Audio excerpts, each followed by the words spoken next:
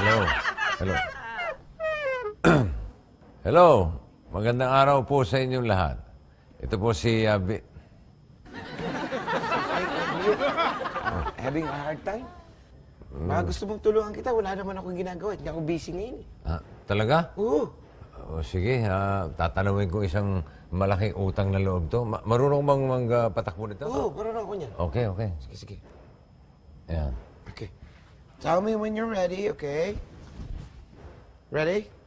In 5, 4, 3, 2, action! Magandang araw sa inyo.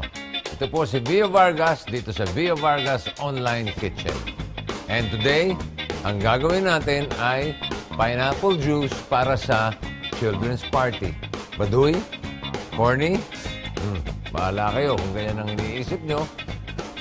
Basta ang tawag ko dito ay unsweetened pineapple juice na ang pampatamis lang ay pipino. Idadaan natin sa power juicer. Gaya nito, in-slice na pipino. Lagyan natin sa power juicer. At ang finished product ay ganito.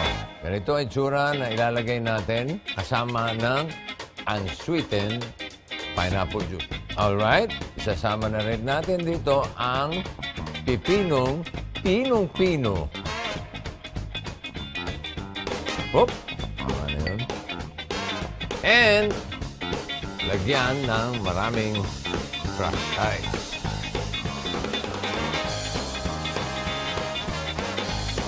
Pagkalagay ng crushed ice, haluin.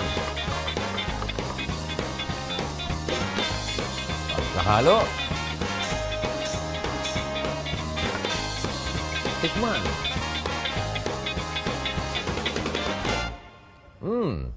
Hindi lang masarap at healthy, mura pa. Bagay na bagay sa children's party. Sana nagustuhan nyo ang recipe natin for today. Buhat sa Vio Vargas Online Kitchen. Bye! And cut! Alright. Okay, napakaganda ng kuha ko sa'yo, Kuya Bio. Oo. Maganda yung mga angulo niyan, pang indie films. Buti ka pa. Si Mael, walang ka-art-art sa katawan nyo, kaya ang papangit ng mga shot doon hindi artsy.